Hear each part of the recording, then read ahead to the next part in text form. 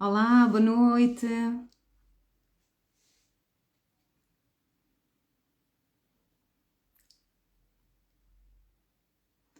Olá, vão chegando. Olá, Tânia. Olá, mãe.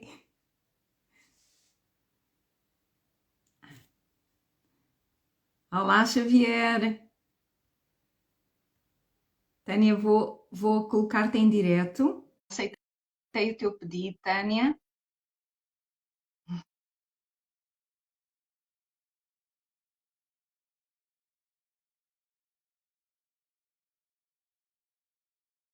Já aceitei outra vez. O meu irmão nem sabia que nós íamos ter uma live. É verdade. Tânia, já aceitei o teu pedido.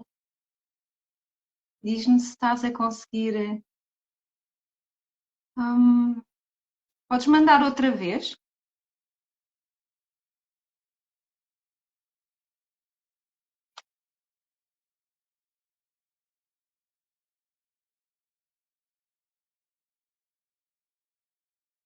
Já aceitei outra vez o pedido.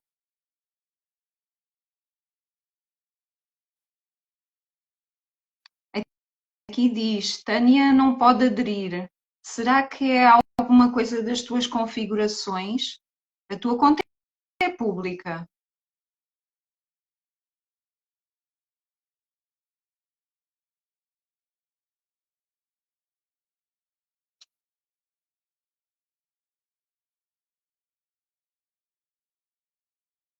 Então, vou aceitar outra vez.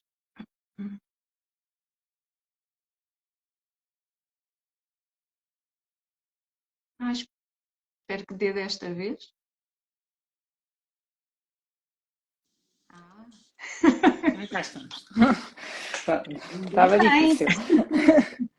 Não percebi o que é que se estava a Não passar, sabes o que é que porque aconteceu. não.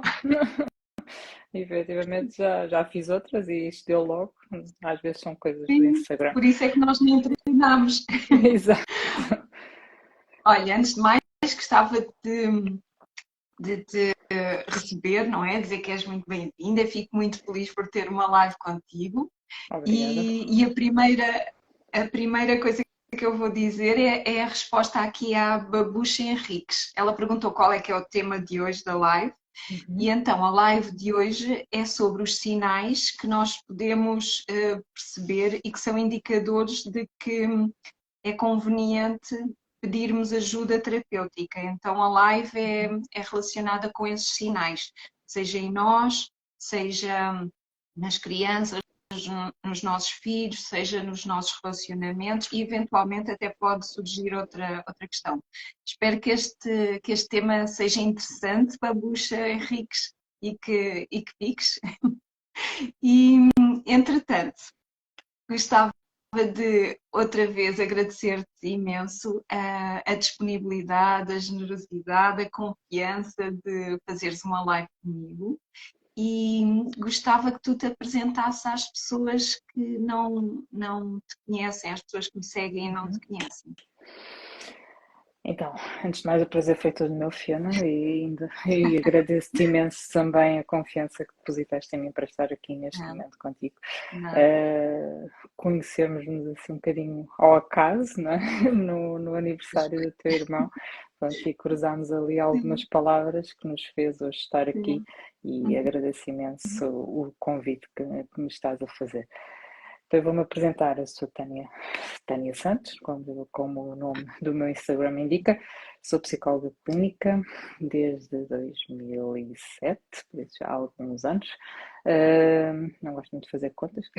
2007 já vai uma grande experiência. Sim, já vão alguns anos, sim, certamente. Sim. Atuo neste momento só em clínica privada e online, já trabalhei em escola, digo, com articulação com outras escolas, sim, na rede escolar aqui na margem sul, no Conselho de Almada. Desde 2020, na altura da pandemia, decidi me despedir. fiquei só focada na parte Foi um risco, do foi eu uma aventura grande. despedi-me antes da pandemia ser anunciada. Pronto. Mas pronto, eu já queria recomeçar, pensei, ok, Resolvido. vamos lá, seja o que for. Tive a sorte que efetivamente a área da saúde mental começou a ter uma promoção e uma importância muito maior na vida das pessoas e É, foi muito gratificante ver a forma como fomos desenvolvendo efetivamente aqui a área da saúde mental ao longo destes anos. Estou super feliz por estar por conta própria, acho que não podia ter efetivamente tomado outra decisão, não volto atrás, não estou arrependida, apesar de ter saudades de também trabalhar com mais gente e mais envolvida em outros projetos, mas neste momento e até nesta fase da minha vida acho que é muito importante estar assim, isto porque também me tornei mãe, sou mãe de um menino, ainda não tinha tornado público e vou aproveitar hoje aqui para tornar público que estou privilégio. grávida de 7 meses de outro menino, pronto, por isso também tenho Muitos estado um bocadinho parabéns. aqui, muito obrigada.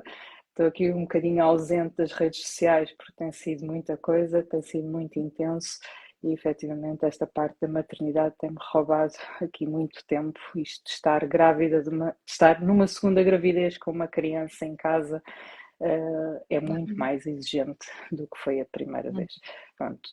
Pretendo regressar e ativar aqui as redes sociais, mas numa fase mais tranquila da minha vida, porque acho que neste momento não tenho muito espaço e estar-me a dedicar a uma coisa que não sinto que esteja a criar grande impacto ou a dar-me de mim aquilo que eu quero dar para a sociedade também, em termos públicos, não me faz muito sentido. Por isso decidi até fazer aqui alguma pausa, de vez em quando vou partilhando algumas coisas, mas nada muito ativo.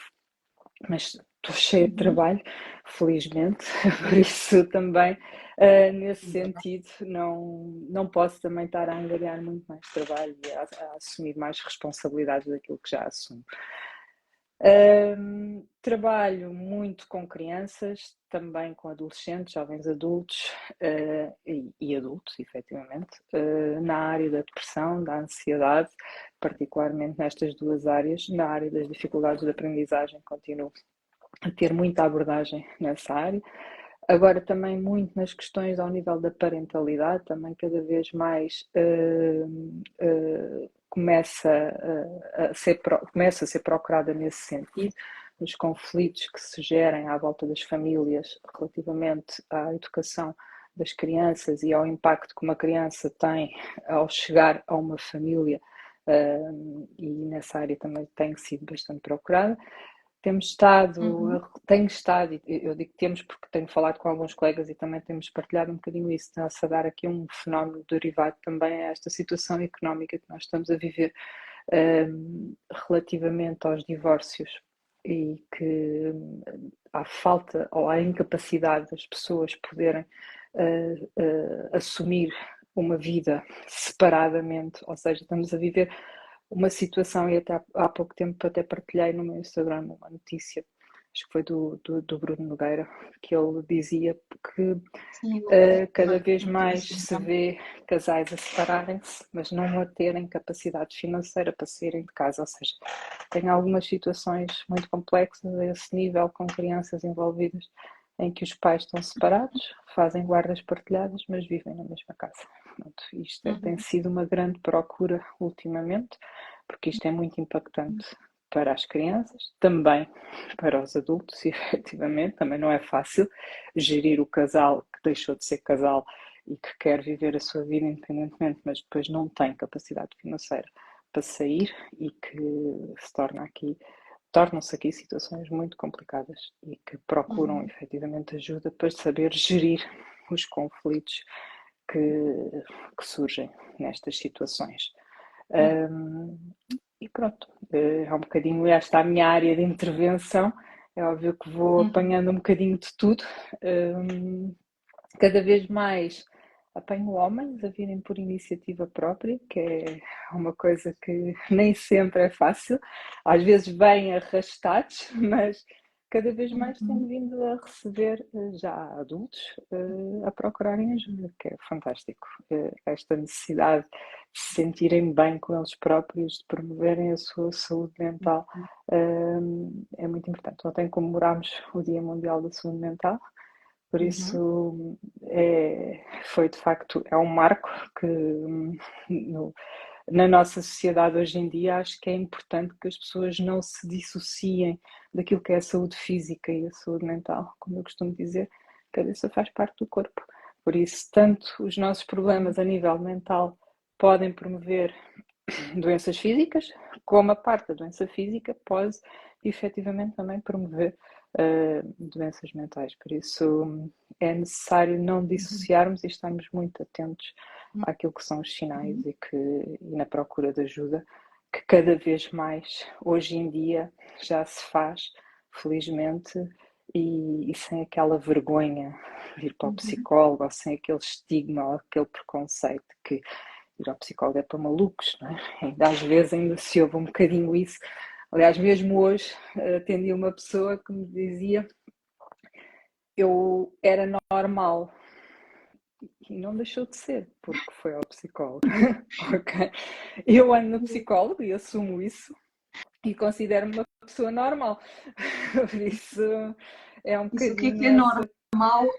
É uma Exato. discussão muito Sim, o ampla. conceito de normalidade é muito vasto e nós podíamos discutir aqui muita coisa sobre isso, não é? Mas é a pessoa não se pôr em causa porque precisa de uma orientação ou porque precisa de ajuda, seja por que motivo for, porque é normal as pessoas precisarem de ajuda. E é isso que temos que normalizar, que é o pedido de ajuda e o sentido de as pessoas se consciencializarem nessa direção. Se eu tenho um problema, se eu tenho uma situação particular que não estou a conseguir saber lidar com ela, então preciso procurar alguém que me ouça, que me compreenda, que me oriente.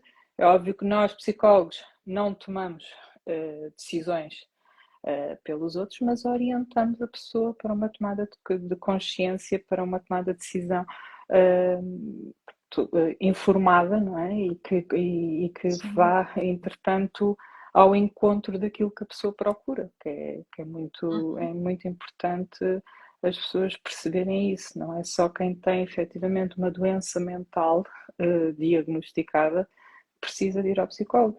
Eu tenho, por exemplo, pós-graduação também em coaching psicológico e há muitas intervenções que faço que são muito direcionadas para o problema, são intervenções rápidas e que não temos que estar a perpetuar no tempo um acompanhamento que hoje em dia, que eu sei que também não é fácil, porque infelizmente, além de estarmos já aqui com um avanço a nível da intervenção psicológica, o nosso Estado nem sempre comparticipa.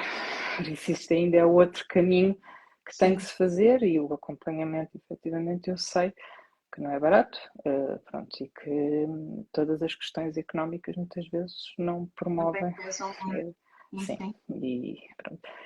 Mais nas crianças há sempre mais o sacrifício de mantê-las do que às vezes o próprio adulto, mas mesmo assim é o que eu costumo dizer, mesmo que não seja com uma periodicidade que às vezes nem há necessidade, porque isso depois também às vezes há aquelas dependências que se cria da pessoa, eu também não gosto nada disso, eu acho que as pessoas venham, recebam e façam o seu caminho. Às vezes há pessoas que me dizem, mas venho para a semana, eu digo, não, vamos esperar, tem estratégias, tem as ferramentas, vamos atuar, vamos perceber que se dão o resultado e seguir em frente daqui a 3 semanas, um mês, 2 semanas, depois de acordo com a situação, podemos fazer um follow-up, podemos perceber se efetivamente está a ter resultados, mas não vamos estar aqui a criar uma dependência no acompanhamento. É óbvio que depois há casos mais particulares que efetivamente depressões mais profundas ou situações mais graves que precisam de um acompanhamento mais sistemático, uma periodicidade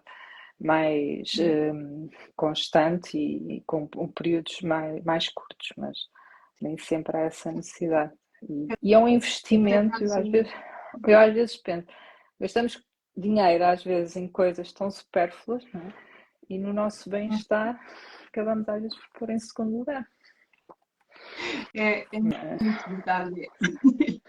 Nós às São as vezes prioridades. consideramos uma quantidade de outras coisas prioritárias e a nossa saúde mental fica para trás. Por um lado, eu também fico muito contente de nós termos feito, ou de estarmos a fazer a live hoje, porque é uma espécie de continuação de celebração do dia de ontem, não é? Um dia Uhum. que chama a atenção à saúde mental. E antes de mergulharmos no tema de hoje, eu gostava também de me apresentar para as pessoas que eventualmente não me conheçam. E então, o meu nome é Fiona Nunes, eu trabalho como hipnoterapeuta, acompanho pessoas com depressão, ansiedade ou com outros sintomas mais específicos, como autoestima, como até, por exemplo, a questão do vício, de tabaco, etc. E trabalho com a hipnose e com outro método também muito interessante que se chama MPC, Método Procura Cicatriz, e que tem base na nova medicina germânica, que é muito interessante, porque também se relaciona com aquilo que estavas a dizer, Tânia, da mente e do corpo e de a saúde de um estar ligado com a saúde do outro. As nossas emoções também conseguem encontrar um caminho para se expressar pelo corpo, então também é saudável nós tratarmos das nossas emoções para podermos tratar da nossa parte física, e também está relacionado com a epigenética e com as constelações familiares. E então é basicamente com estas duas terapias que eu trabalho. E agora que já estamos as duas apresentadas, eu vou lançar o primeiro, o primeiro tema, a primeira questão, que é quais é que são os sinais, não é, que são mais comuns que nós podemos apresentar ou perceber em nós e que podem ser indicadores de que convém termos, termos um acompanhamento terapêutico. E eu coloco esta questão para ti, para começar. Pronto, na sequência daquilo que eu estava a dizer há pouco, não é? É um bocadinho quando nós percebemos que algo não está bem, não é? Ou que não nos sentimos tranquilos, ou que sentimos que existe algo que nos incomoda, que nos cria alguma instabilidade, alterações de humor, insónias constantes, ansiedade, uma tristeza muito profunda e prolongada. Nós devemos estar muito atentos e conhecermos, de haver aqui um autoconhecimento também daquilo que nós somos e daquilo que de repente começamos a sentir e que está desajustado, ou que nos causa aqui alguma angústia, digamos assim, e que efetivamente não estamos a conseguir. Às vezes até nem conseguimos identificar o porquê que estamos nos a sentir daquela maneira, não é? E por muito que tentemos ir em busca desse porquê, não entramos num loop e que não saímos dali e começam algumas áreas da nossa vida, tanto a área pessoal, familiar, do trabalho, quando começamos a afetar essas áreas e percebemos que efetivamente isto começa-se a tornar muito impactante, disfuncional, então aí sem respostas para conseguirmos dar a volta à situação, então aí temos que ir procurar alguém que nos ajude, que nos oriente, que nos compreenda, que nos consiga identificar as causas subjacentes ao problema que nos está a provocar toda esta inquietude dentro de nós. Então aí é necessário mesmo as pessoas tomarem consciência e procurarem ajuda. Às vezes essa consciência nem vem do próprio, também vem de alguém que nos possa rodear, não é? Ou o marido, ou os pais, ou colegas de trabalho, amigos, entre outros, e que começam a identificar em nós comportamentos desajustados, padrões de comportamento que não são efetivamente eficazes ou que nos estão a causar desequilíbrio, e aí sensibilizar também a pessoa para a importância de dar esse passo, porque era aquilo que eu estava a dizer há pouco. Nem sempre o próprio vem, é óbvio que ajuda muito para o processo terapêutico quando é o próprio a identificar que precisa de ajuda.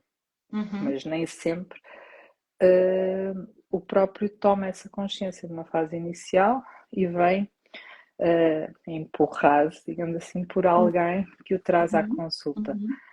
É óbvio que depois ali naquele momento eu tenho que perceber se a pessoa está disponível ou não, porque também se não estiver disponível não vale a pena. Essa era outra questão. Essa era outra das questões que eu gostava de lançar aqui também. Quando nós percebemos que outra pessoa tem uma questão emocional, não é? Se a própria pessoa não a reconhecer, se a própria pessoa não estiver disponível para fazer o trabalho, só em situações limite, não é? Talvez que apareçam situações assim, só em situações limite é que a terapia pode ser iniciada, porque senão é muito fácil não dar frutos. Se a pessoa não reconhece que tem um problema, se a pessoa vem empurrada pela mulher ou quem quer que seja, ou pelo marido, ou o que for, então a terapia que é tão eficaz perde a sua eficácia, porque a pessoa tem de consciencializar-se que fazer um processo terapêutico, eu não sei como é que tu encaras, mas fazer um processo terapêutico pode não ser uma coisa leve, porque as pessoas podem ter que tocar em feridas que às vezes não tornar querem consciente. tocar. É Exatamente. tornar consciente coisas que as pessoas não querem,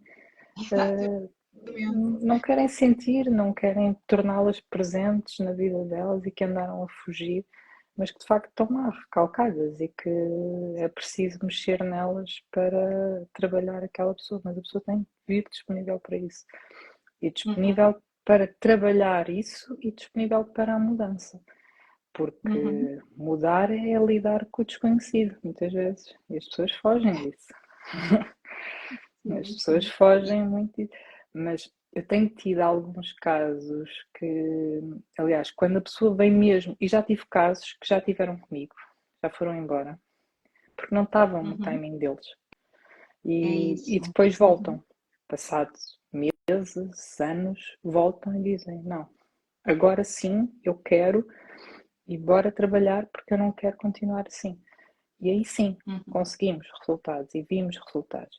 As pessoas normalmente depois agradecem muito e dizem que foi graças a mim. Eu devolvo sempre. Eu estou aqui para orientar, não foi graças a mim, foi graças à disponibilidade e à capacidade que aquela pessoa teve para mudar e para enfrentar a mudança. E efetivamente aí é quando se vê resultados. E é óbvio que eu fico super feliz e é muito gratificante para mim perceber que ajudei no processo e que orientei o processo, mas o trabalho é da pessoa, efetivamente. Porque quando nós não temos essa disponibilidade, o caminho não se faz.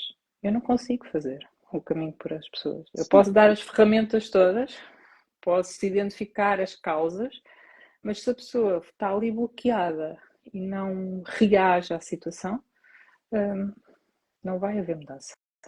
Sim. Por isso. Esse é um aspecto curioso dos sinais, ou seja, nós podemos dar conta dos sinais, podemos procurar ajuda terapêutica, mas temos que estar dispostos, temos que estar no momento, temos que saber que, ainda esta semana eu explicava a alguém, para nós conseguirmos ter uma intervenção mais eficaz, nós temos que descobrir onde está a ferida, entre aspas, não é? A analogia ferida, conseguir limpá-la, não é? Conseguir colocar-lhe um creme, conseguir vê-la cicatrizar e tocar na ferida. Não é, por vezes, em qualquer altura da vida de uma pessoa, mesmo que os sinais sejam visíveis, mesmo que a pessoa perceba, ela tem que estar num momento também que a motivação seja maior que a dor, faz sentido, porque eu digo isto porque às vezes as pessoas chegam até mim também com uma perspectiva de, olha, eu já não aguento mais, eu tenho que fazer qualquer coisa, eu tenho que mudar, sim, eu tenho que intervir e eu venho ter contigo para perceber se as tuas ferramentas, se aquilo que tu me podes orientar, porque eu tenho a mesma perspectiva que tu, eu não coloco as pessoas a fazer nada no dia a dia delas, são as pessoas que se têm que predispor. Tal como tu, temos técnicas, temos ferramentas, podemos partilhá-las, podemos orientá-las. As pessoas são as pessoas que vão ter que ir lá pôr o sedativo na ferida, fazer a cicatrização e nesse sentido, às vezes acontece que um dos sinais é quando as pessoas já estão no limite, quando já dizem a dor já é tão grande, ou o desconforto, ou a disfuncionalidade, como dizias, a disfuncionalidade ou no trabalho, ou nas relações, ou na relação comigo próprio, já é tão grande que eu não quero mais continuar assim. Esse também é um dos sinais. Não sei se te aparece em consultório também, mas Parece que sim, mas é bastante. vamos ver, Fiona. Eu acho, é óbvio que é ótimo a pessoa em qualquer fase procurar ajuda. Mas aquilo que eu costumo dizer às pessoas é: quanto mais cedo intervirmos, mais rápido será o processo e menos doloroso. Quando nós começamos a caminhar para o fundo do poço e batemos lá embaixo e só quando estamos a ver tudo escuro é que vamos procurar ajuda, o processo vai ser muito mais longo e vai ser muito mais doloroso. É ótimo a pessoa procurar nessa fase também, não é? E chegar a uma fase em que efetivamente procura ajuda.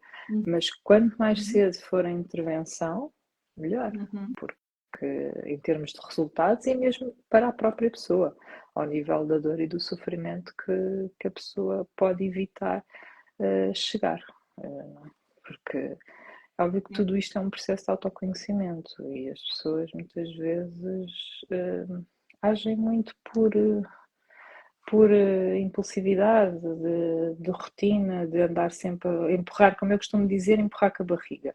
Vamos fingir que isto não existe. Aliás, eu numa primeira intervenção, eu passo muitos trabalhos de casa para as pessoas fazerem. Eu passo muitos trabalhos de casa e as pessoas às vezes dizem: "Não, Tânia, é tão difícil." Claro, claro que é difícil. É difícil olhar para dentro, não é? Por isso, e as pessoas fogem de olhar para dentro. Mas é importante sentirmos as coisas. As pessoas fogem de sentir. Parece que estamos sempre a agir em piloto automático e que não sentimos o que nos causa tristeza, o que nos causa raiva, o que nos causa felicidade, o que nos... E eu não gosto nada desta coisa dos sentimentos positivos e dos sentimentos negativos, tudo é válido. Agora, nós temos que perceber que as coisas nos provocam esses determinados sentimentos e temos que saber fazer esta autogestão emocional e de uma forma eficaz para podermos andar no dia a dia equilibrados e aceitarmos que nem sempre corre bem e está tudo bem. Por isso, e que é o mais difícil, muitas vezes as pessoas aceitarem e entram naqueles momentos de catástrofe que acham que o mundo vai acabar e não é bem assim. É óbvio que a procura de ajuda também é desconstruir tudo isto e porque a pessoa perceber que tem que lidar com o problema. Eu digo sempre, a vida é como a matemática. Há problemas, vamos encontrar soluções. Não, eu sempre adorei matemática, apesar de ser psicologia. Disso eu acho que isto é muito assim. Temos um problema, ok, assumimos o problema, então vamos resolvê-lo. E tornar e encontrar, digo, uma solução para esse problema, às vezes não é fácil, mas só há a solução para uma coisa. De resto, tem tudo na vida se resolve. Às vezes pode não se resolver como nós queremos, ou como nós expectávamos, mas resolve-se. E a vida continua e temos que saber, enquanto cá estamos, é para desfrutar daquilo que a vida tem para nos dar, com altos, com baixos, mas é caminhar em frente e de facto muitas vezes é óbvio que nem sempre é fácil e nem todos os processos demoram. Isto é a mesma coisa, às vezes a pessoa vem e diz-me: quanto tempo é que isto vai demorar?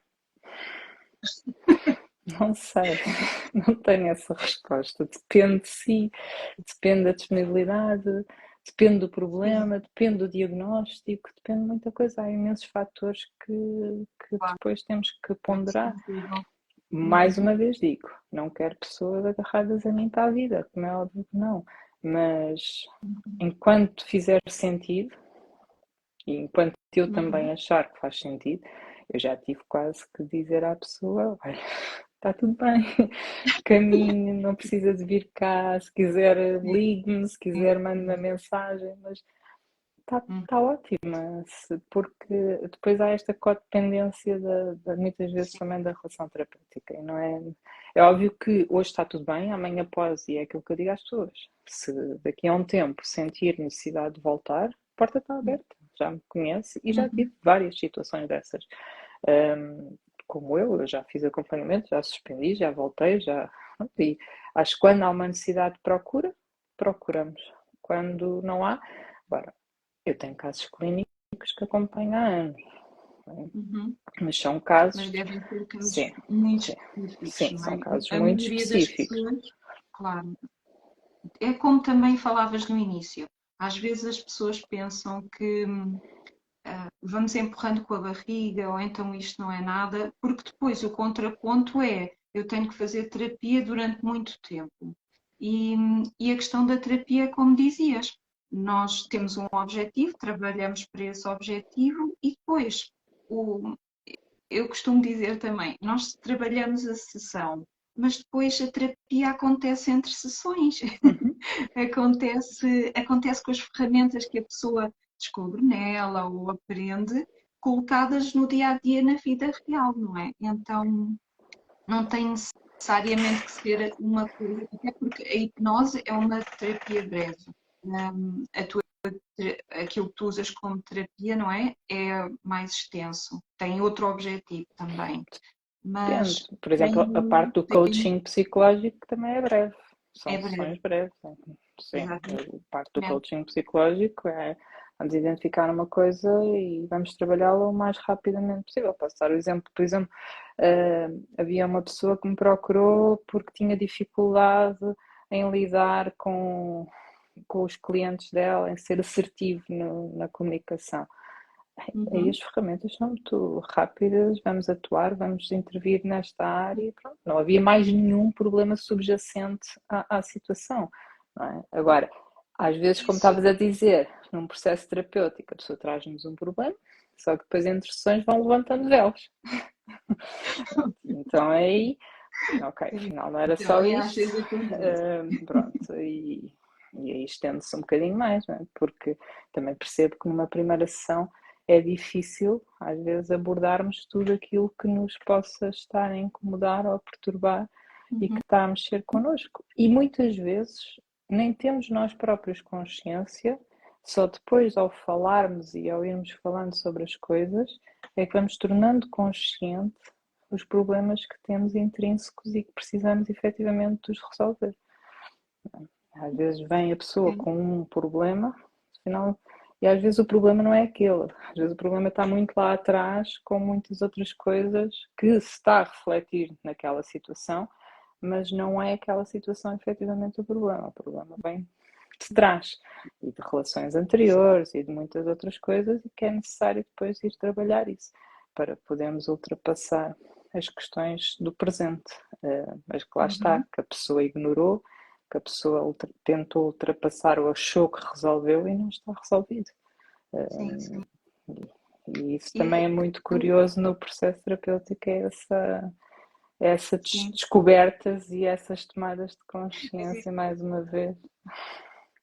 disso é muito curioso. Às vezes as pessoas trazem um problema e depois vão assim saltando outros assuntos que a Sim, pessoa também gostava de resolver. Mas a propósito disso, também acho curioso, isto é só para desmistificar um bocadinho a terapia. Também acho curioso que as pessoas podem fazer exatamente aquilo que tu dizias. Não precisa de ser, dependendo da situação, dependendo do momento, não precisa de ser uma coisa semanal. Pode ser uma coisa mais flexível. E ainda por cima, porque tu também trabalhas com trabalhos de casa, aquilo que é trabalhado na sessão vai sendo potenciado, vai sendo colocado em prática, não é? Então, e tem que haver dependendo da tempo para fase isso, da não é? questão, exatamente, dependendo da fase da questão, talvez no momento inicial possa ter um acompanhamento mais próximo e depois pode ser algo mais não pontual, mas algo Mais com passado, menos sim, regularidade, mais sim. espaçado, sim. Porque a pessoa tem que Entretanto, eu pôr em gostava só, prática e perceber se sim, efetivamente sim, tem resultado ou não tem resultado, se está a resultar, se houve mudança, se não houve mudança, e sem a pessoa experimentar não podemos. Se a pessoa me vai trazer mais do mesmo, estarmos a fazer mais do sim, mesmo à espera de resultados diferentes, não vai resultar, não é? Isso não. E lá está, como dizias há pouco, nós não estamos no dia a dia da pessoa. Por isso é preciso que a pessoa faça o seu trabalho também. Não é? sim, sim. E eu gostava só de deixar aqui também um convite às pessoas que nos seguem, se quiserem colocar questões, para escrever nos comentários, Uhum. que depois a gente vai lendo e vai respondendo. Um, e há pouco tu falaste de começar a resolver o problema o mais cedo possível, ou seja, quanto mais cedo possível, melhor. E então, isso leva-me à outra questão, que é quais os sinais, e tu tens imensa experiência e isso é super valioso, quais os sinais numa criança que um pai, uma mãe, um professor pode ter em atenção para perceber se aquela criança precisa de ajuda, precisa de acompanhamento terapêutico. Tiveste muita experiência no contexto escolar, agora também trabalhas muito com a parentalidade. Quais é que achas que são os sinais os mais comuns e talvez também os que são menos comuns, não sei se faz sentido, os mais atuais? Desde Gostava de te ouvir, tenho muita curiosidade. irritabilidade, choro, birras que não fazem sentido, chamada. Eu não gosto muito do termo chamadas de atenção, mas comportamentos mais apelativos que a criança possa ter e de inquietude perante os outros, a necessidade de se afirmar, depois comportamentos mais bizarros no sentido dela se aleijar ou de ter prazer em fazer mal a si própria, isolamento, tristeza, porque também há depressão infantil e que as pessoas ignoram a tristeza profunda numa criança, enurese, incorporese, ou seja, os xixis e os cocós, tanto na cama como mesmo no dia a dia, sem controle dos esfíncteres, também é necessário percebermos porque é que a criança deixou de controlar. Quer dizer, tudo o que começa a fugir a um padrão efetivamente normal daquela criança, que nós começamos a perceber que o comportamento começa a ser desajustado, então aí temos que acionar aqui pronto, um comportamento mais de estarmos mais atentos e em alerta e perceber o que é que está a provocar ou a promover estas alterações de comportamento na criança. Insónias, pesadelos constantes. É óbvio que há coisas que fazem parte do desenvolvimento, que nós temos que identificar, por exemplo, os terrores noturnos, mesmo algumas situações de enurese noturna, às vezes faz parte daquela fase do desenvolvimento. Agora, quando vimos que os comportamentos persistem no tempo e que a criança manifesta um mal-estar significativo, então aí é de procurar ajuda. Uhum. Psicólogo, consulta de desenvolvimento, há casos de pedopsiquiatria mesmo, isso depois agora depende da situação em si, também percebermos que se houve mudanças ao nível familiar, se houve muitas mudanças na vida da criança, porque as mudanças constantes também por vezes provocam alterações de comportamento, ensiná-las a fazer a parte da gestão emocional também, que é normal, as crianças não sabem lidar com as emoções, nós estamos também a crescer, estão a aprender.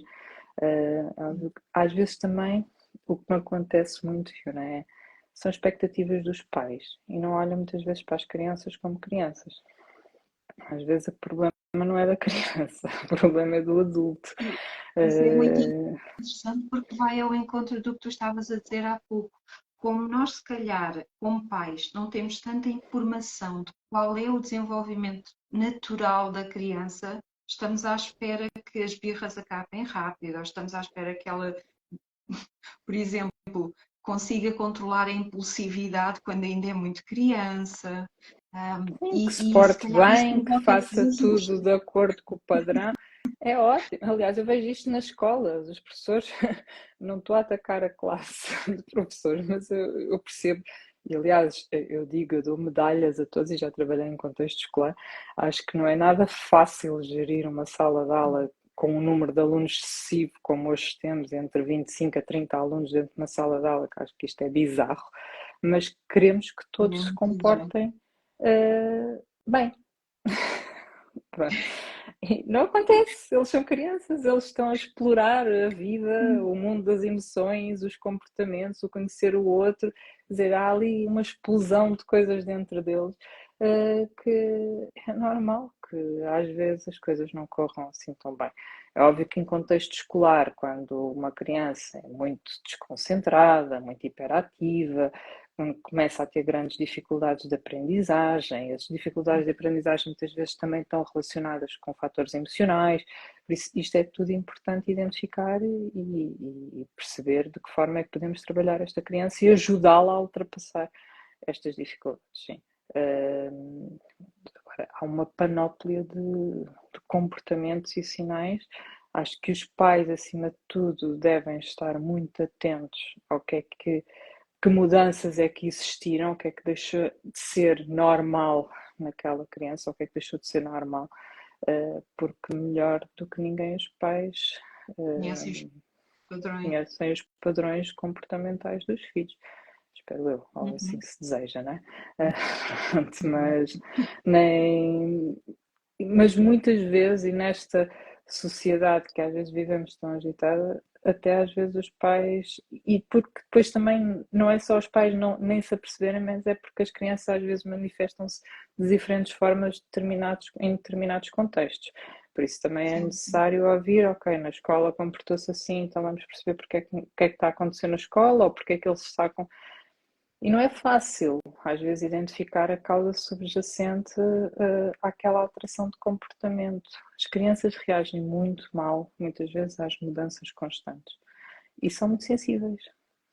Têm uma Uhum. Elas sensibilidade. precisam de rotina, não é? Sim, são muito sensíveis. E elas, às vezes, o adulto tem por hábito dizer: elas não percebem. Elas percebem tudo. Elas sentem. Sim. Elas não Uhum. expressam, porque lá está, o sofrimento nas crianças é expressado através do comportamento. Uhum. Elas não expressam o que estão a sentir.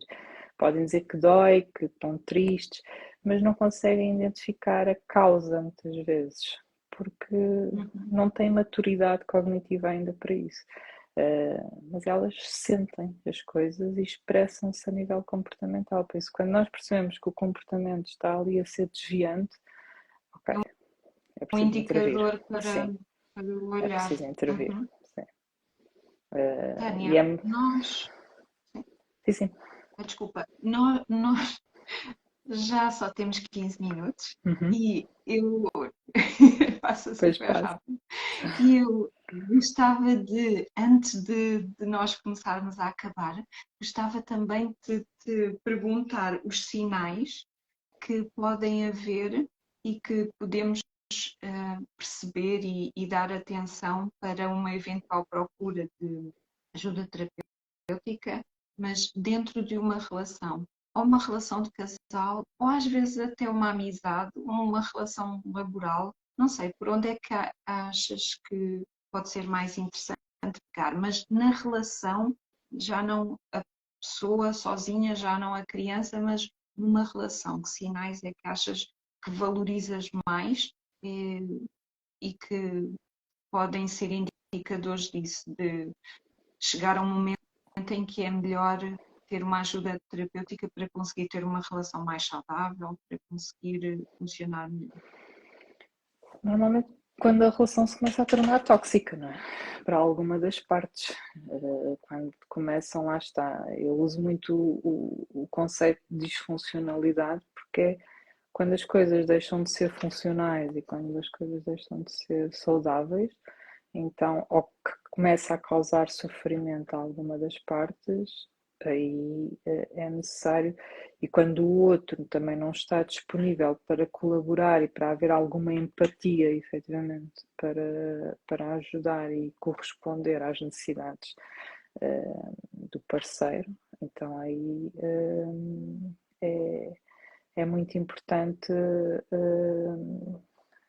procurar ajuda, porque eu não faço terapia de casal, não faço, acho que temos muito bons colegas a fazê-lo, eu não faço terapia de casal, não significa com isso que não acompanho pessoas que, por exemplo, estão com dificuldades nas relações, mas que o parceiro se recusa a colaborar, até porque, e acho que é muito eficaz quando há necessidade de uma terapia de casal, mas que também exista uma terapia individual de ambas as partes, porque nem tudo se trabalha no momento da terapia de casal. Acho que tem que haver também um trabalho individual. Não significa que o terapeuta de casal também não possa trabalhar a individualidade de cada uma das partes, mas é importante haver a terapia individual e depois a terapia de casal. E a partir do momento em que a relação pode já não estar a funcionar, então aí, se ainda existe alguma coisa que possamos pegar naquela relação e trabalhá-la de forma a que ela não se desconstrua e que efetivamente consigamos nos dar estratégias para construtivas e criativas para modelar ali a relação e causar ali algum equilíbrio ou voltar ao equilíbrio, aí a pessoa tem que procurar ajuda e funciona muito bem e muitas vezes é óbvio que também há terapias de casal que levam à ruptura, pronto, porque é o tornar consciente que efetivamente a relação chegou ao fim, mas mesmo o que é que pode aqui ajudar é que ao fazerem terapia de casal e mesmo que leve à ruptura, que seja uma ruptura construtiva e que não saiam zangados um com o outro e ainda para mais quando há filhos incluídos, que seja uma ruptura que ambos tomem consciência de que é necessário cada um seguir o seu caminho, mas também é necessário conseguirem manter uma relação saudável, mesmo já não sendo casal. E que era o que eu estava a dizer há pouco, nem sempre nas terapias as soluções vão ao encontro daquilo que nós às vezes expectávamos que fossem, mas é uma solução. É isso. Mas encontra a melhor solução para aquele casar. Até porque eu digo por mim, mas um terapeuta, eu não estou ali para mudar ninguém, eu não estou ali para decidir o que é melhor para a vida da pessoa, eu estou ali para ajudá-la a tomar consciência das situações, não é? E a dirigir-se em direção ao seu objetivo. Não tem que ser o que é que eu quero, não é o que eu quero, é o que é que a pessoa quer neste contexto da solução de casal, não é? A solução pode ser ficarem juntos ou a melhor solução pode mesmo ser essa da ruptura. É algo que o terapeuta não, ou seja, não vai intervir no sentido de nada mais do que aquilo que o casal quer ou o casal consegue dar ou o casal consegue tornar funcional, porque pode ser que o funcional para eles, o mais funcional para eles, seja cada um ter a sua vida de forma independente e de forma mais construtiva. Aqui a Ruth disse, de facto é muito pertinente nos dias de hoje, em família, com casal e com filhos, sim, trabalhar estas questões de, do casal, da terapia e também outra coisa que na sequência daquilo que estavas a dizer achei muito interessante, quando disseste que nós podemos trabalhar as questões do casal, podemos também trabalhar as questões de cada um do casal independentemente. E isso é muito interessante porque muitas vezes nós trazemos para uma relação as coisas que se calhar não ficaram resolvidas no nosso passado e que nós carregamos e, por exemplo, podemos exigir do outro algo que estamos a pedir a alguém lá atrás E por isso é que a terapia é também tão interessante, não só perceber quando é que é, é o momento mais indicado, mas também para conseguir fechar ciclos, ah, tirar lições das experiências para não estar sempre a repetir ou para não estar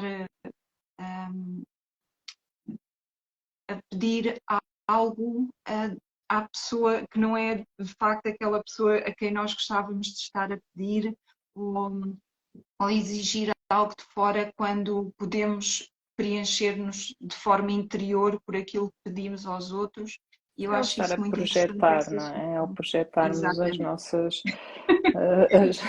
os nossos traumas, as coisas que ficaram mal Sim, resolvidas lá atrás é isso. no outro e percebermos que aquela pessoa que está connosco neste momento não é uma continuidade de alguém que já vem de trás. Uhum. E eu costumo muito dizer, quando há fins de relação, é muito importante as pessoas darem tempo antes de assumirem Uhum. uma outra relação. Mas há muitas pessoas assim, que é, terminam e Uhum. começam outra, terminam e depois o projetar constantemente nas relações seguintes as coisas que Uhum. vêm das relações anteriores só tem tudo para Não dar ter tempo errado. para resolver.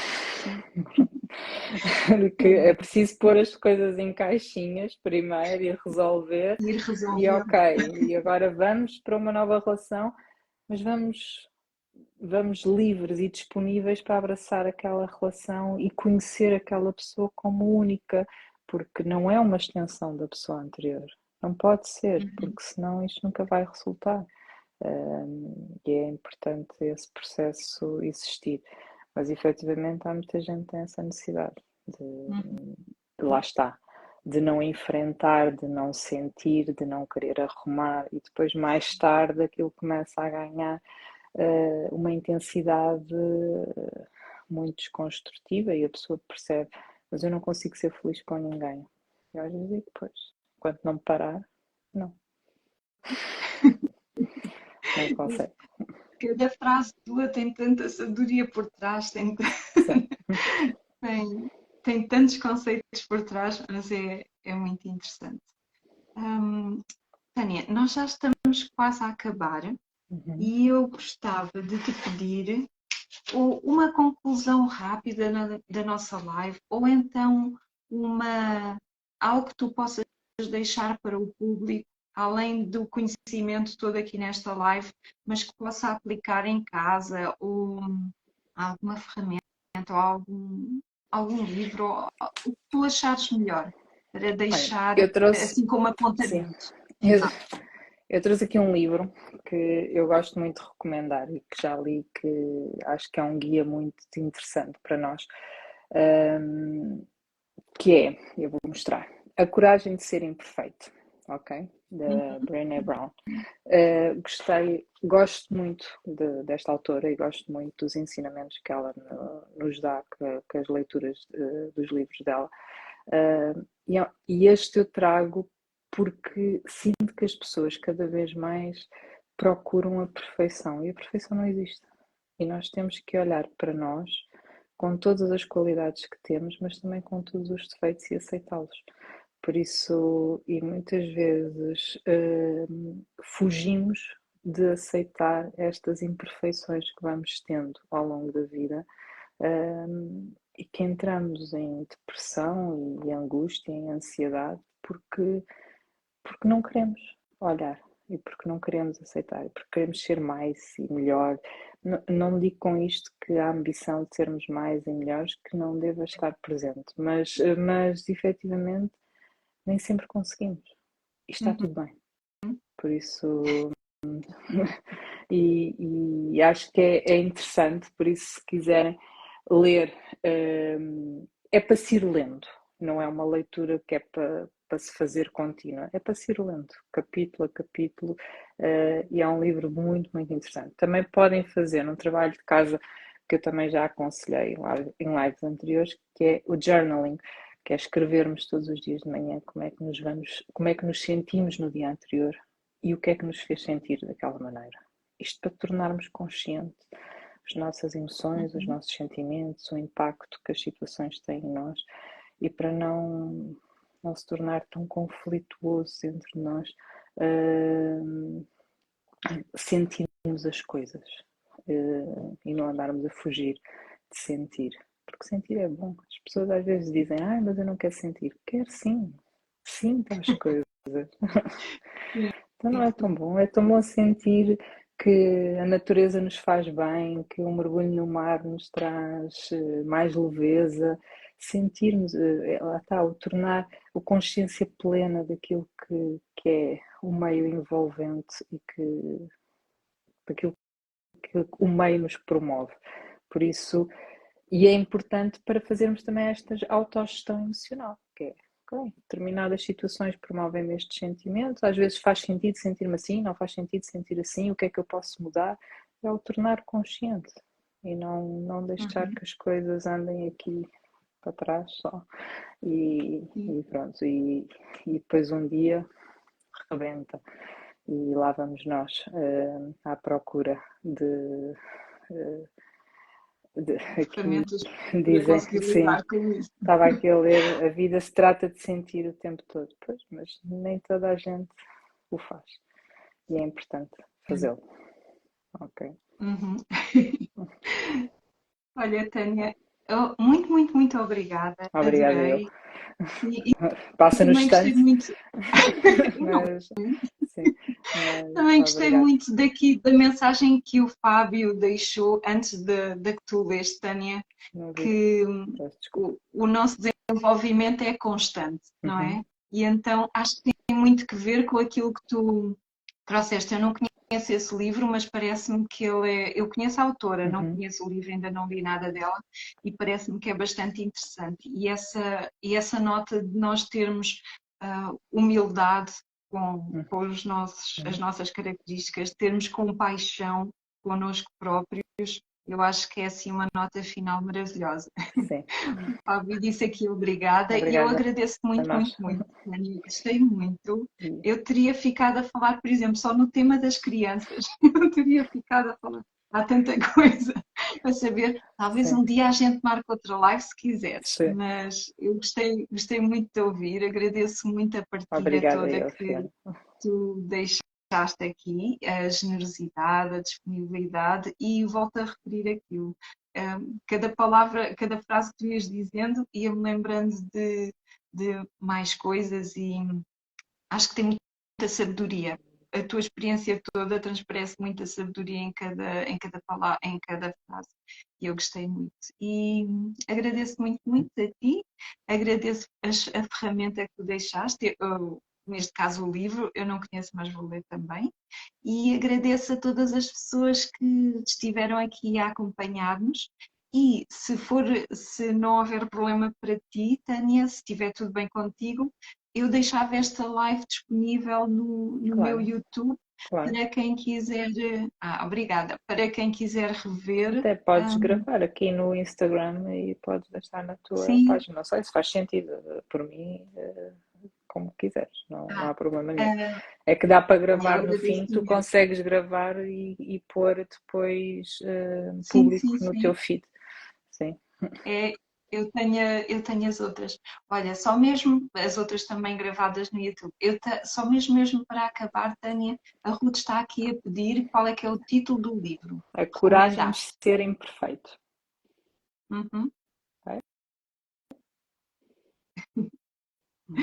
Bem, já da Brené Brown. Antes que isto desligue sozinho, eu quero guardar a live. Vou só despedir mais uma vez de ti e despedir-me de todas as pessoas e agradecer muito. Muito obrigada, Fiona. Um grande beijinho. Até à próxima. Obrigada. Obrigada a todos. Beijinho, beijinho a todos. Tchau, tchau. Obrigada. Tchau, tchau.